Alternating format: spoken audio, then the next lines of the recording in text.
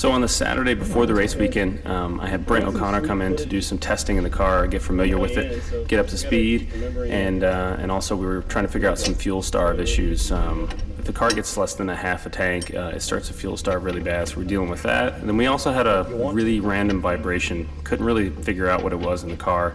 And it ended up being a sway bar bushing. The outside tanks broke off and it squeezed itself out onto the bar. But here you can see Brent's going over the ball joints and everything else. So thanks a lot, Brent. You're a great mechanic, great teammate, man. I'm really looking forward to running the 3-hour endurance race with you and Nick D'Amato here in a couple weeks. You got it?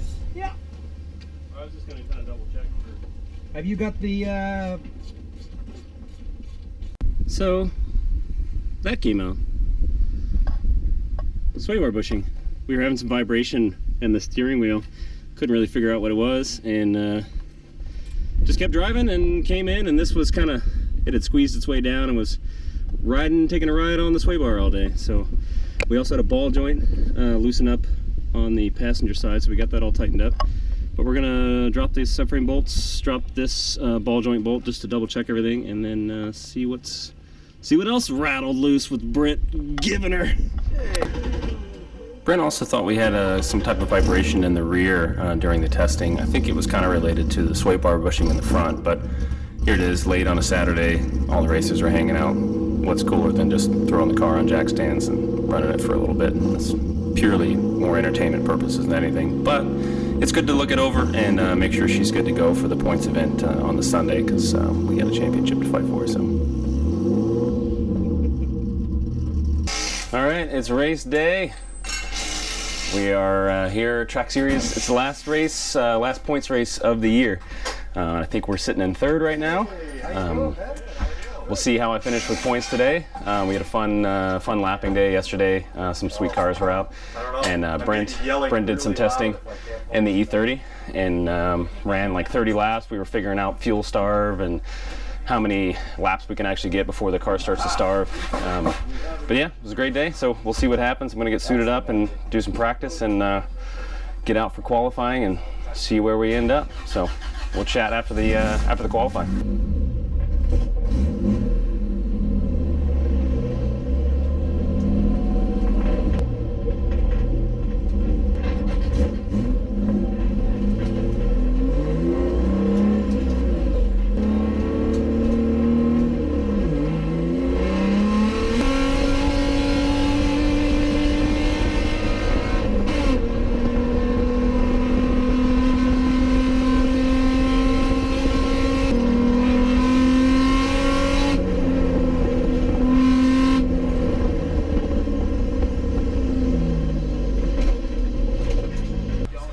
All right, qualifying's done. 18.5. I'm like a second down from my normal pace, but everybody seems to kind of be about a second off. Even Steve Phillips in the BMW, the Clown Shoe, and Brian Gay, I think they're mid-17s, and they're usually in the 16s. So weird day. It started to mist a little bit towards the end of the session, so I don't know if the rain's going to hold off or not, but we'll find out. So Mike Guy, who's in actually GT5, he ran in the 17, so I think him and I are going to have a pretty good race coming up. So we'll see what happens, but it's a good day so far.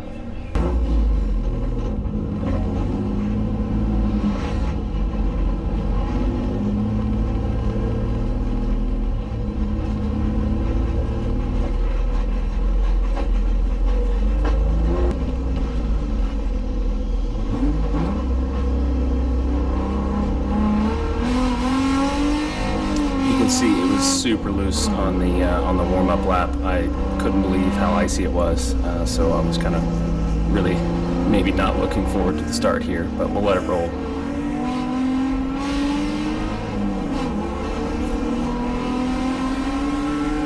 The M3 makes a sweet turn just right here, just to take that gap going down into turn 1.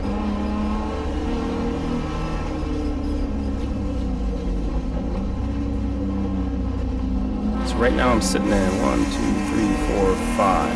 So P5 right now. The Miata's way up there entering turn 4, and the Clown Shoe BMW, Gray Civic, and the Volkswagen GTI. Those are all GT4 cars. The M3 is actually the white car there in front of me. It's a GT3 car. In the Miata, I'm battling with Cal, Wicked Driver. It's actually his dad in the M3 up there. Cal's in GT5, but he's fast, and we had a good time here for these first couple laps.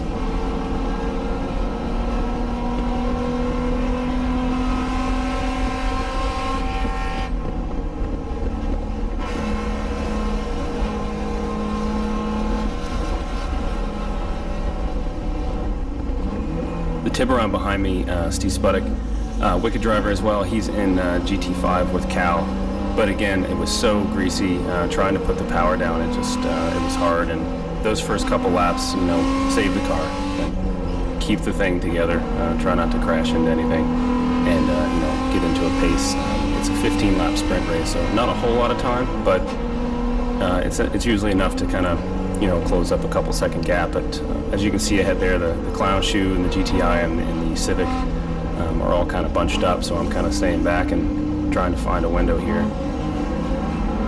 Cal is just giving her in the Miata, which is awesome to see. So that's why I kept this camera rolling for these first 3 laps. If you're not into racing, it can be kind of boring, but if you're not into racing, you're probably not watching these videos anyway. So most of the racers are kind of reviewing a lot of this footage. I find it pretty entertaining. I mean, there's so much going on for these laps at A&P. I'm constantly watching the rear view to see where the Tiburon is at. Is he coming on the inside? Is he on the outside? Is he still back there? I'm watching Cal and the Miata there. Am I going to go here for the right? No, I'm going to back out of it. Now I'm kind of offline, so I'm slowed down for 7, so the Tiburon can actually pull in a little bit, close the gap a little bit. So there's so much going on. There's so much to look at, so much to think about. Cal is on these guys hardcore, but they're all kind of bunched up there. The other GT4 car, the Miata with Ryan Burrell, he's gone. We were all kind of crunched up, and it's just us fighting. So here I try to go 3 wide into 1. I'm sure the stewards were like, please don't do that. But it was fun getting down to 1. So there's the Tiburon's kind of on my inside. And watch here, I don't know if Cal made any contact with the Civic or not. I think he just backed out of it, so it gave me a chance to get back on the power and get around him. And I think he loses that position to the Tiburon as well. So now it's hammer time for me. Get on the throttle, get up to the Civic. Man, and this Civic was flying all day. My guy was putting up an incredible fight, and just had a big power bump from the last race weekend since he put the new motor in. So I don't know what he was making for power difference, but it was substantial from the last time. And just, great driving, good fight. My car's got about 170 horsepower from the factory. I think with the chip and the tune, I'm pushing a little bit more, but I think his power to weight and the power that he put in there was just perfect. I've got a little bit more tire on him, so you can kind of see in these braking zones I can really dive a little bit deeper. But A&P is very narrow track. There's not a lot of passing opportunities, just not a lot of room. We're trying to be safe and bring the cars back looking halfway decent. So this was just a really fun battle to try to find places to pass the Civic. Turn 9 is a good one, which we're just exiting, entering turn 10 here. He takes a ripping line through 11 every time, and I end up losing speed because this corner coming up, turn 1, is usually a good place to get on the outside, but couldn't get it done there. I kept trying here in turn 4, which is not a good place to pass, but I was out braking him so much, man, if I can get on the inside, it would be awesome, but never actually did, and he just he'd keep that gap, keep that momentum down the front straight, and I was just unable to close that. So couldn't outbrake him up here through turn 7, and would try getting into turn 9 here. I can carry a little bit more speed through 7, get on the brakes, and you can see I closed that gap, but there's just no room on the inside. I go to the left, there's no room on the outside. What do? Just stay in the throttle.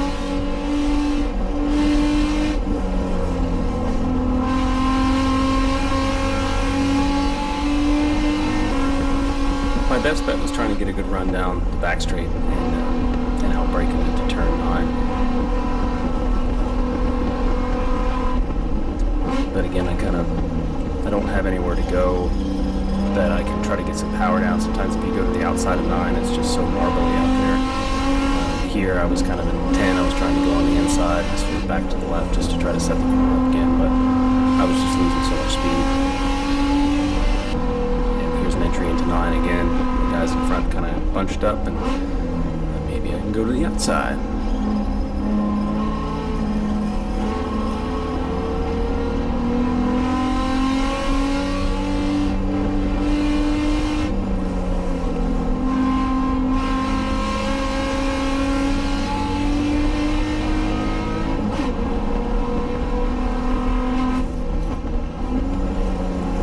Another good place to pass here if you can get to the outside of 1 and stay, you know, moving down on that outside, and then that'll set you up for the inside of turn 2. But when it's semi-greasy, and you know, I got all kinds of excuses. I'm full of excuses.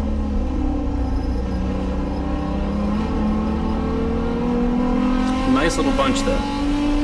All, you know, GT4 cars, like, you know, after 15 laps, we're all within a second or so of each other. Pretty cool just to run around 100 miles an hour, you know, a few feet behind somebody's bumper either way. I mean, it was an absolute blast, and playing with the lines and stuff made this race so much fun.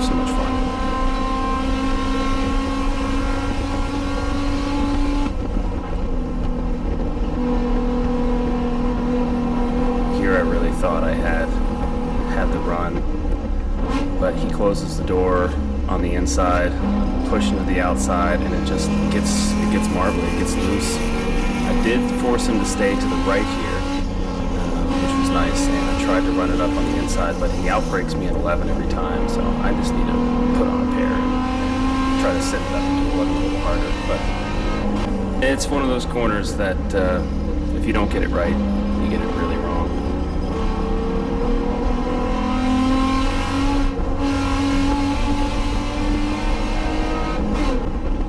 He's also trying to get around the 51 here, which is a pretty hopped up GTI.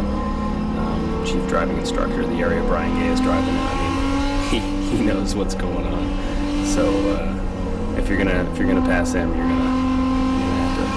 gonna have to make a mistake, which doesn't happen.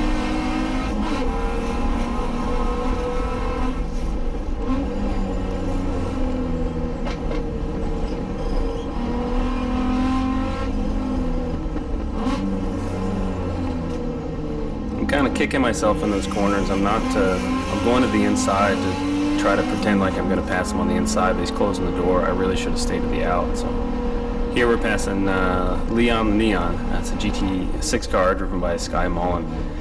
We all three end up getting by him into turn 9. I went last minute and just crossed my fingers. I'm like, I hope Sky sees me coming in, and he did for sure. I talked to him afterwards. So that's actually the car I got my race license in 2017 with Devin. I was driving that Neon. What a fun car, front-wheel drive. So I think this is 1 lap to go. I'm giving her everything here. So again, that pass to the outside does not do anything in turn 2. You got to really have the power to pull yourself up out of the corner. And here I go for a last-ditch effort into turn 11. And that was pretty much it. All right, race 1 is done. That was crazy. It was greasy on the warm-up lap, like really ice for whatever reason. That fresh rainfall on the track is probably even worse than just standing water, what it feels like. But crazy start. We were grouped up for pretty much the whole race. I think the main front GoPro died, so maybe you'll get some rear camera with no one there. But yeah, awesome start, and looked like I didn't have any brake lights. So we tried to figure out what was going on there. We checked the fuse 6, and it was good. But we think we had a brake pedal sensor underneath. That was the issue. But we pulled the rear taillights and everything out, and it seems to be working now. So I can't run without brake lights, so I would get a disqualification. But we got her up and running. So break for lunch and see what happens on the last race. It's gonna be crazy. So, anyways, we'll talk to you later. Here you go. Keep rolling. You go.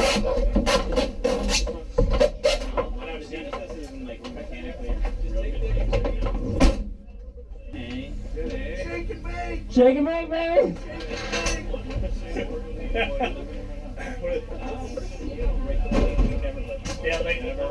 They call Mike the Magic Man. Now you see me? Now you don't. Now you don't.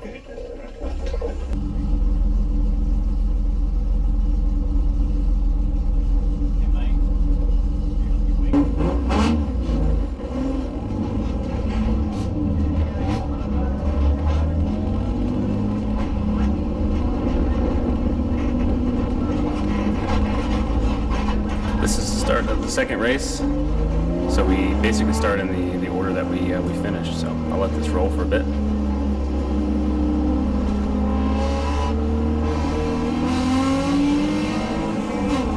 Really tried to get a run there, but again, he's got some power, and he's in a good position for the entry to turn 2, and he ends up kind of working his way back over to the right. So great driving, Mike. See how grouped up we are here, Cal and the Tiburon behind me in the rear view. Man, nothing like being side by side, driving at the limits.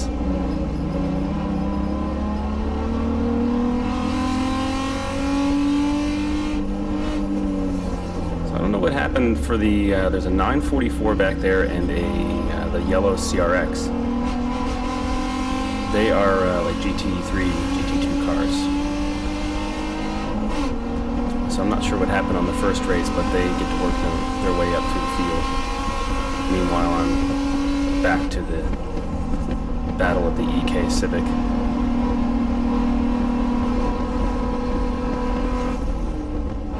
The 944 behind me, great driver there as well. He's got it's a V8 in there. I think a LS6, if I'm not mistaken, Corvette engine. So it's got some power. Driver's got some skills as well, so I think he takes me here on the front straight like I'm standing still.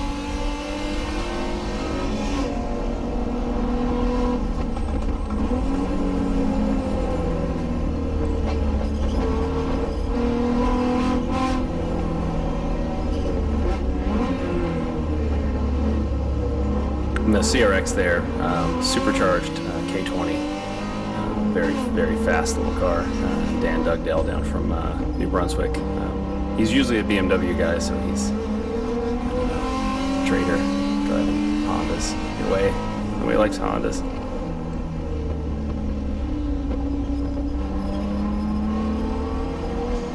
No, I should probably buy a Honda after watching this.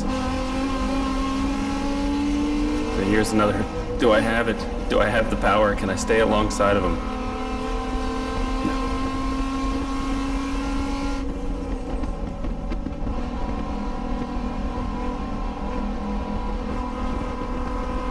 This race basically goes on like this. I keep trying to battle to find a place to pass my guy in the Civic, and the Tiburon, which is behind me now, ends up going off into turn 2. I think it was a broken spindle on the front.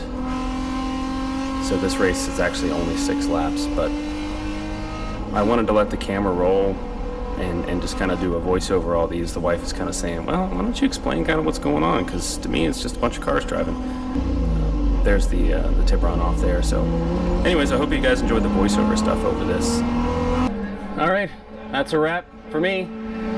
Second race, it was a good start, getting behind Michael Guy, just trying to find a place to pass.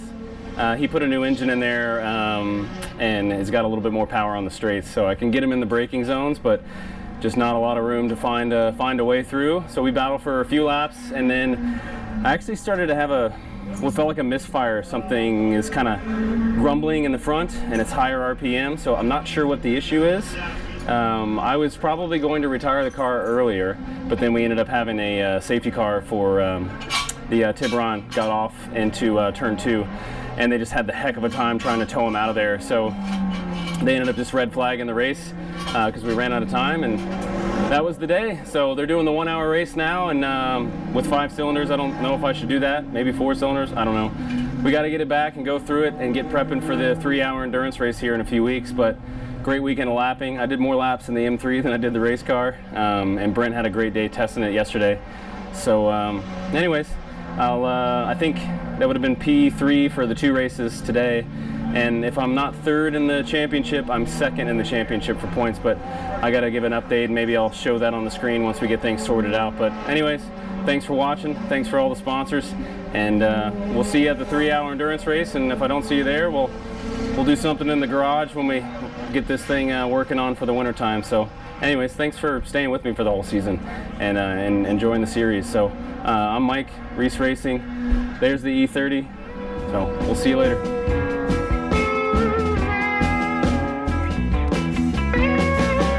I wanna spend my days in New Orleans sun. I wanna spend my days playing music for everyone. I wanna spend my days on Berlin. Alright, so the issue, these bolts had backed out for the main cog wheel that does our timing and is the main pulley for the water pump and the alternator. So it backed out and it took the pin with it. This is the old one. So it took the pin with it and hogged out the bolts and wasn't fitting very flush, and that was the vibration that I was feeling in the car at the last race.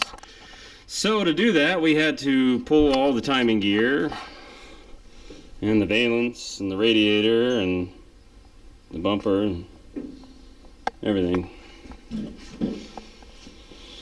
So that's where we're at now for that. So we're gonna get the new cog back on, get the timing belt back on, and put this back together and fire her up and hope the vibration's gone, which pretty sure it will be because she was loose. All right.